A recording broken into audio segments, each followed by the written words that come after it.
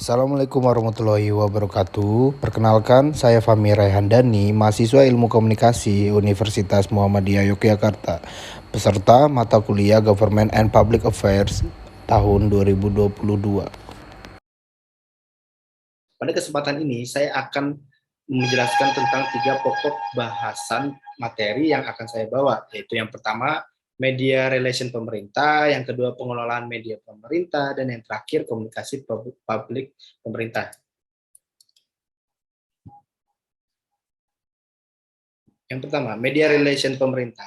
Dikutip dari Public Relations Society of America, the public relation professional mention good relation with professional in the media, understand their deadlines and other restraints, and earn their trust.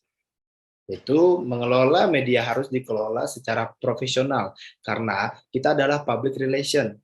Bagaimana kita bisa membangun hubungan yang baik dengan media, maka kita harus memahami karakteristik media agar kita mendapatkan publikasi dan harus membangun kepercayaan oleh media. Kegiatan media relation. Di sini terdapat 5 kegiatan media relation. Yang pertama, press conference. Press conference ialah menyelenggarakan konvensi pers dan harus tahu apa yang akan disiapkan, seperti contohnya press release atau KID untuk jurnalis atau tamu yang akan diundang. Yang kedua, kunjungan pers, mengajak wartawan untuk mengunjungi suatu lokasi di mana lokasi tersebut berkaitan dengan organisasi tersebut. Yang ketiga, resepsi pers, yaitu agar hubungan informal antar public relation dengan wartawan bisa menjadi senjata bagi seorang PR untuk menjelaskan kebenaran atau klarifikasi isu dalam media massa. Yang keempat, briefing pers,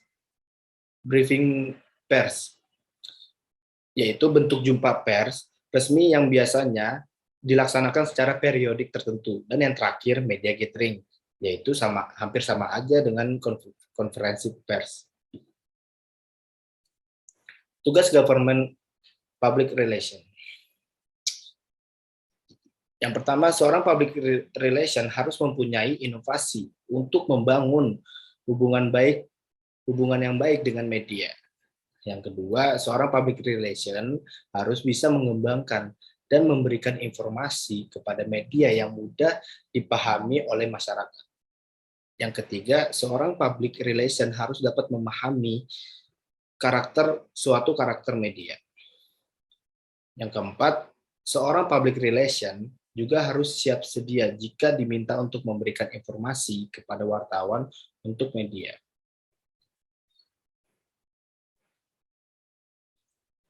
Yang kedua, pengelolaan media government.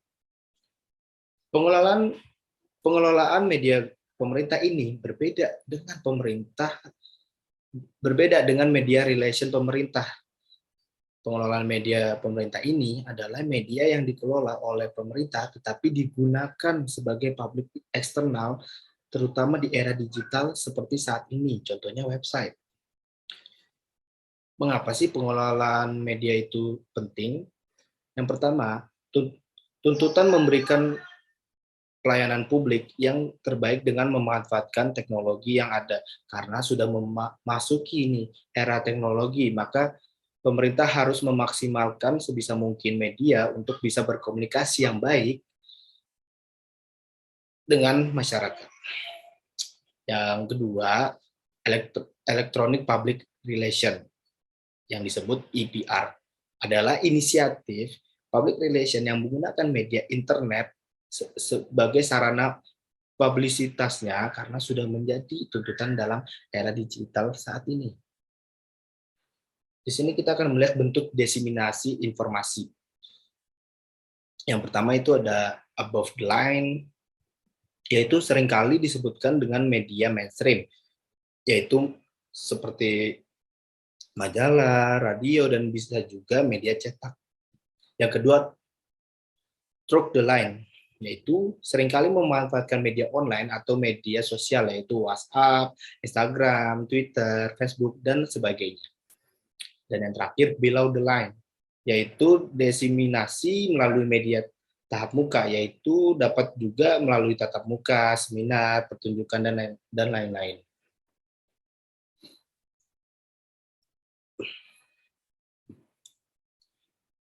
Mengapa pemerintah harus mempunyai media sosial? Agar menjaga dan meningkatkan reputasi lembaga serta menggali aspirasi publik. Media sosial juga dapat mempermudah publik untuk menyampaikan aspirasinya, dan dengan itu juga maka pemerintah dapat lebih mudah untuk menggali aspirasi tersebut. Yang kedua, dapat mengikuti ritme media sosial, berkomunikasi secara langsung dan memberikan respon dengan segera. Dengan adanya sosial media, maka pemerintah dapat lebih tanggap dalam merespon saran ataupun kritik dari publik. Yang ketiga, mengetahui apa informasi yang patut dan tidak patut untuk disampaikan kepada masyarakat. Dan yang terakhir, media sosial menjangkau publik yang sangat luas. Dapat kita ketahui di sini bahwa sosial media memang dapat menjangkau publik baik dari yang muda maupun dewasa, all gender. Manfaat sosial media. Menghadapi perkembangan zaman, tantangan adanya perubahan dan transformasi digital, lembaga pemerintah menghadapi serangkaian tantangan tertentu termasuk pemotongan anggaran, menuanya staf dan aparatur sipil yang dimiliki, dan biografi yang dapat menghalangi kemajuan.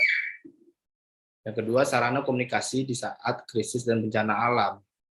Salah satu kecenderungan ini, masyarakat ketika terjadi bencana atau suatu krisis adalah mereka mencarinya di media sosial. Publik sangat bergantung pada media sosial, terutama ketika peristiwa yang menyangkut kondisi hidup dan mati mereka untuk mencari bantuan.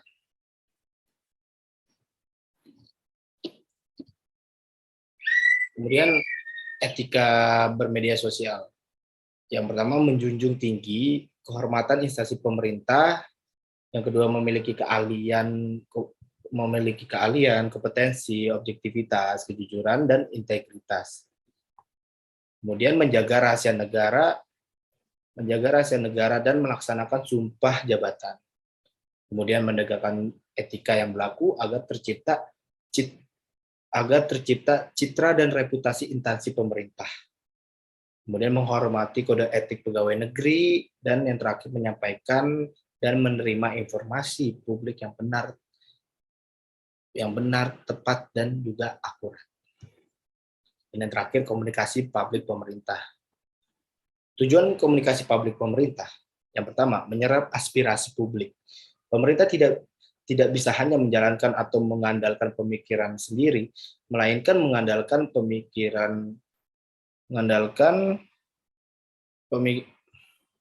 pemerintah wajib untuk mendengarkan aspirasi dari masyarakat atau publik sendiri, sehingga publik juga merasa didengar. Yang kedua, menyampaikan informasi dan kebijakan pemerintah. Dalam memberikan informasi atau mensosialisasikan informasi, sering terdapat halangan yang membuat persepsi jadi berbeda di lingkungan masyarakat ataupun publik. Peran dan tugas komunikasi publik pemerintah. Yang pertama, menyebarluaskan kepada publik terkait dengan narasi tunggal dan data penduduk terkait dengan kebijakan pemerintah. Yang kedua, menyampaikan setiap kebijakan dan program pemerintah secara lintas sektoral dan lintas daerah kepada publik secara cepat dan juga tepat. Yang ketiga, pemerintah juga harus menyampaikan setiap kebijakan dan program yang dibuatnya dalam berbagai lintas agar informasi tersebut dapat diketahui oleh berbagai kalangan tertentu secara cepat dan juga tepat. Yang terakhir, menyampaikan informasi melalui berbagai sarana secara cepat, tepat, dan juga objektif. Agar informasi dapat menyebar secara luas, pastinya pemerintah harus menyampaikannya dalam berbagai sarana. Dapat dengan sarana internet ataupun media massa, dan juga dapat juga dengan sarana pertemuan langsung dengan publik. Tujuan dan peran dari komunikasi publik pemerintah tidak akan berjalan nih dengan lancar jika salah satu dari 4 pilar komunikasi publik tidak berjalan dengan baik. Yakni ada 4 pilar komunikasi publik. Yang pertama, himbauan masyarakat agar tetap tenang dan waspada. Yang kedua, memberikan akses informasi ke media. Yang ketiga, koordinasi dengan instansi terkait. Dan yang terakhir, pesan utama harus tersampaikan dengan jelas. Sekian presentasi dari saya. Mohon maaf apabila ada salah kata dan maupun kekurangan. Dan juga terima kasih kepada Ibu Tri Hastuti sebagai dosen pengampu. Sekian, wassalamualaikum warahmatullahi wabarakatuh.